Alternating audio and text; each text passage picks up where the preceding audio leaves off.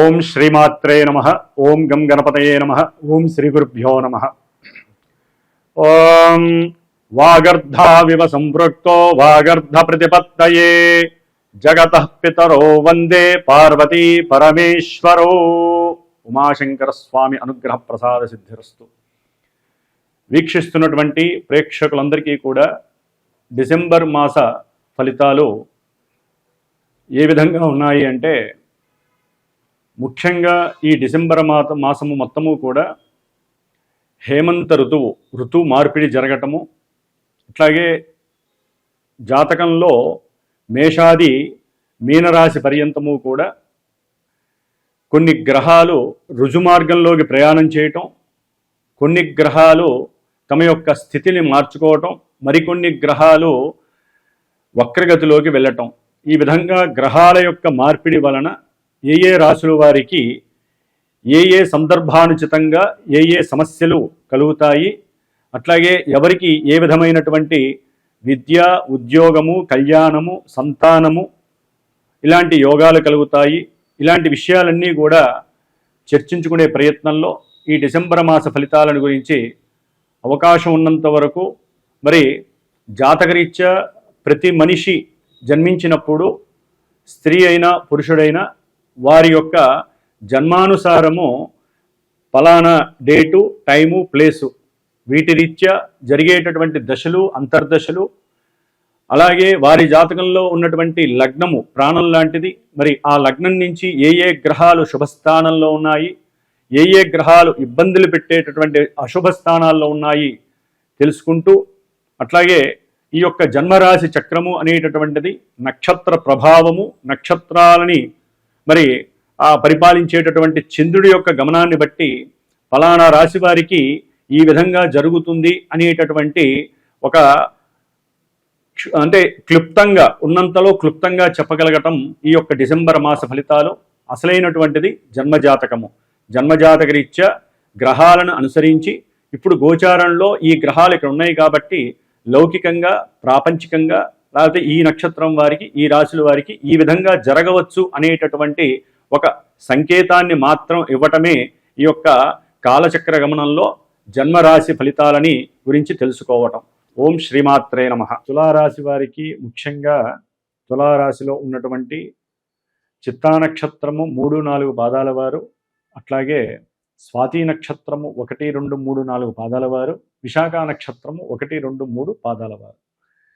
ఈ నక్షత్ర పాదాలు మరియు ఈ రాశి తులారాశి, ఈ రాశి వారికి డిసెంబర్ 1వ తేదీ నుండి డిసెంబర్ 30వ తేదీ వరకు కూడా ఈ నెల రోజులు కూడా గ్రహాల యొక్క కాలచక్రంలో వాటి యొక్క గమనాలను గనక పరిశీలించినట్లయితే తులారాశి వారికి లాభంలో ఉన్నటువంటి కేతువు అనుకూలవంతుడు. భాగ్యంలో డిసెంబర్ 5వ తేదీ నుండి కూడా భాగ్యంలో అంటే 9వ స్థానము కోణస్థానంలో లక్ష్మీ స్థానంలో ఉన్నటువంటి వక్రీగత గురుడు చాలా అనుకూలవంతమైనటువంటి పరిస్థితి. అట్లాగే 6వ స్థానంలో రుజుమార్గంలో ఈ నెలాఖరు అంటే నవంబర్ నెలాఖరు నుంచి అంటే డిసెంబర్ నుంచి కూడా రుజుమార్గంలో 6వ స్థానంలో పాపగ్రహమైనటువంటి శని అనుకూలవంతుడు. అట్లాగే వీరికి తులారాశి వారికి ద్వితీయంలో ఈ నెల రోజులు భోగము, భాగ్యము, వస్త్ర సంపద, భాగ్య సంపద కలుగజేసేటటువంటి శుక్రుడు ద్వితీయంలో ఉండటం చాలా చాలా విశేషము. బుధుడు ఈయన తులారాశి వారికి యోగస్థానగతుడై ద్వితీయంలో మరి ఉండటం అనేటటువంటిది ఇది కూడా ఒక విశేషము. బుధ శుక్రుడు కలిసి ఉండటము. అయితే డిసెంబర్ 7 వరకు కూడా కుజుడు ఈ యొక్క 2వ స్థానంలో ఉండి ఆర్థికంగా, కుటుంబపరంగా కొంత అన్నదమ్ముల విషయంలో కుటుంబంలో వ్యతిరేకతలు, ఆర్థికపరమైన సమస్యలు తప్పవు. డిసెంబర్ 7 తర్వాత కుజగ్రహం ధనుస్సు రాశిలోకి మారటం చాలా అత్యంతమైనటువంటి కీలక పాత్ర వహిస్తోంది.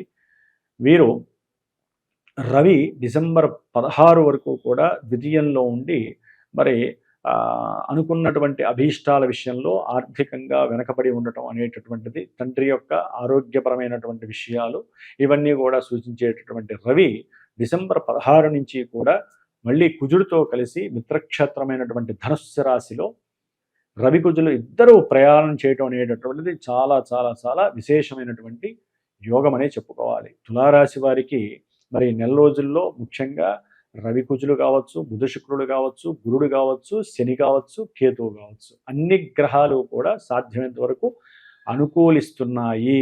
కాలచక్ర గోచార గమనంలో గ్రహస్థితులు మళ్ళీ జాతక విశేషాల ప్రకారము జాతకంలో ఉన్నటువంటి గ్రహస్థితులు అనుకూలిస్తేనే ఇక్కడ ఇవన్నీ పాజిబిలిటీస్ అవుతాయండి. జాతకంలో మనం పుట్టిన సమయానుసారము సూర్య లగ్నం ప్రకారము మనకు ఒక లగ్నం ఉంటుంది, అది ప్రాణంతో సమానము.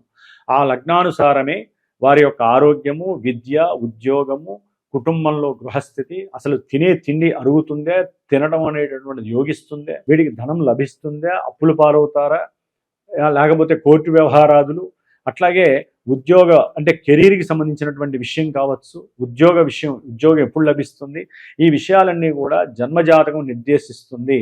ఆ యొక్క దశలు అంతర్దశలు ఇప్పుడు యాక్టివేట్ అయితేనే గోచారంలో ఆ గ్రహాలు అనుకూలమైన ఈ స్థానాల్లో కానీ నక్షత్రాల్లో కానీ ఉంటేనే ఈ తులారాశి వారికి అనుకున్నటువంటి ఈ గోచారము సఫలీకృతంగా ఉంటుంది అని మాత్రం తెలుసుకోవాలి. జన్మజాతకం ప్రధానం. అయితే ఈ ద్వితీయంలో ఉన్నటువంటి శుక్రుడు ఆకస్మికంగా కుటుంబపరంగా కావచ్చు, కుటుంబంలో బంధువుల ద్వారా కావచ్చు, లేకపోతే వీరు దాచుకున్నటువంటి ఎల్ఐసి కానీ, ఇన్సూరెన్స్ విషయంలో కానీ, లేకపోతే ఒక వాహనాన్ని అమ్మడం ద్వారా కానీ ఏదో రకంగా వీరికి ధనము కలిసి వచ్చే అవకాశము ఈ డిసెంబర్లో కనిపిస్తోంది. ఆకస్మికంగా ఒక స్త్రీ వల్ల కూడా వీరికి ధనము రావడానికి అవకాశాలు ఎక్కువగా ఉన్నాయి. అంటే స్త్రీ యొక్క సహకారం అనుకోండి, లేకపోతే స్త్రీ యొక్క అనుకూలతల వలన కావచ్చు, అభీష్టం వలన కావచ్చు, వీరు మాట్లాడే పద్ధతి వలన కావచ్చు, వీరికి ధనము రాబడి అనేటటువంటిది చక్కగా పుష్కలంగా లభిస్తోంది. బుధుడు ద్వితీయంలో బుధుడు ఉండటము, వీరు గనక బుద్ధిని చేతనత్వంగా ఇంటర్నేషనల్గా ఎవరైతే గనక ఉన్నారో, ఒకవేళ ఇంటర్నేషనల్లో ఉన్నట్లయితే విదేశాల్లో ఉన్నటువంటి వారు చాకచక్యంగా మాట్లాడటము, డెప్త్ నాలెడ్జ్ని వీరు వశీకరణం చేసుకొని నాలెడ్జ్ వైజు బుద్ధిని గనక వీరు యూజ్ చేసుకొని ఒక అస్త్రంలాగా యూజ్ చేస్తే గనక వీరికి విదేశాల నుండి కూడా చక్కటి ఉద్యోగ స్థితి వలన కావచ్చు, సహాయం వలన కావచ్చు, వీరికి ధనము చక్కగా రావటానికి అవకాశాలు ఉన్నాయి. బుధ శుక్రుల యొక్క మిశ్రమం చాలా గొప్పది ఈ యొక్క తులారాశి వారికి. ఏదో కొన్ని రోజులు మాత్రము రవికుజుల వలన ఇబ్బందులు తప్పవు. అయితే రవికుజులు వీరికి 3వ స్థానంలో ఉండి చాలా సాహసోపేతమైనటువంటి నిర్ణయాలు, కొత్త విషయాలని అంటే ధనం సంపాదించడానికి వీరికి ఉన్నటువంటి నాలెడ్జ్ని షేర్ చేసేటటువంటి పరిస్థితి, కొత్త వాళ్ళతో మాట్లాడటము, వారికి ఉన్నటువంటి ఇన్నోవేషన్స్, కొత్త విషయాల మీద ఉన్నటువంటి ఆ యొక్క స్ఫుటాన్ని వారికి వెలుబుచ్చటము, దాని ద్వారా గవర్నమెంట్ వలన కూడా వీరికి సహాయ సహకారాలు అందటము. అంటే వీరు ఏదైనా దూర ప్రాంతాలకు వెళ్ళి చదువుకునేటటువంటి అవకాశంలో కొంతమందికి గవర్నమెంట్ స్కాలర్షిప్స్ ఇస్తుంది ఇక్కడ.